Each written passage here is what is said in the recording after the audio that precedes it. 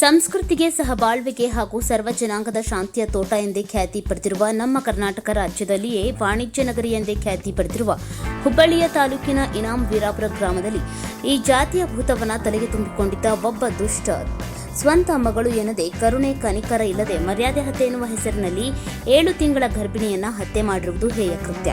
ಈ ಕೃತ್ಯ ಖಂಡಿಸಿ ರಾಜ್ಯಾದ್ಯಂತ ಆಕ್ರೋಶ ವ್ಯಕ್ತವಾಗುತ್ತಿದೆ. ಈ ಸಂದರ್ಭದಲ್ಲಿ ನಮ್ಮ ಕರಾಳ ಸತ್ಯ ವರದಿಗಾರ ಬಸವರಾಜ್ ತೋಟಗೇರಿಯವರ ಜೊತೆ ಧಾರವಾಡ ಜಿಲ್ಲೆಯ ಡಿಎಸ್ಎಸ್ ಮುಖಂಡ ಮಂಜುನಾಥ್ ಮಾದರ್ ಮಾತನಾಡಿ, ವಿಕೃತ್ಯ ಮಾಡಿದ ಪಾಪಿಗೆ ಗಲ್ಲು ಶಿಕ್ಷೆ ಆಗುವವರೆಗೂ ನಮ್ಮ ಹೋರಾಟ ನಿರಂತರ ಎಂದು ಎಚ್ಚರಿಕೆ ನೀಡಿದರು. ಬಸವರಾಜ್ ತೋಟಗೇರ್, ಕರಾಳ ಸತ್ಯ ನ್ಯೂಸ್, ಹುಬ್ಬಳ್ಳಿ.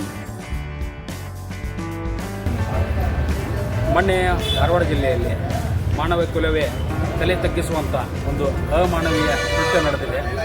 ಆ ವಿಷಯದ ಅಂಗವಾಗಿ ನಮ್ಮ ಜೊತೆ ಇದ್ದಾರೆ ಮಂಜುನಾಥ್ ಮಾದರ್, DSS ಸಂಘದ ಅಧ್ಯಕ್ಷರು.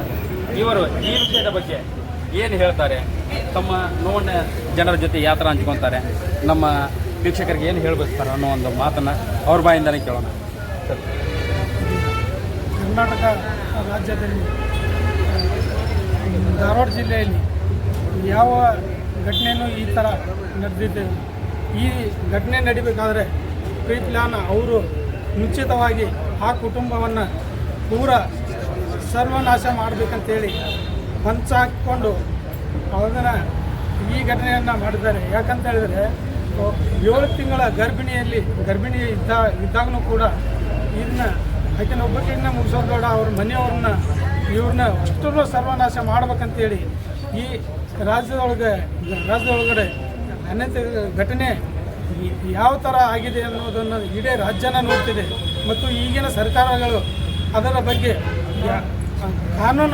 ಕಟ್ಟುನಿಟ್ಟು ಕಾನೂನುಗಳನ್ನು ತಂದು ಏನು ಘಟನೆ ಏನು ಕೊಲೆ ಮಾಡಿದಾರಲ್ಲ ಅವರಿಗೆ ಪೂರ್ತಿ ಗಲ್ಲು ಶಿಕ್ಷೆ ಆಗೋರಿಗೂ ಬಿಡಬಾರ್ದಂತೇಳಿ ನಾವು ಒತ್ತಾಯ ಮಾಡ್ತೇವೆ.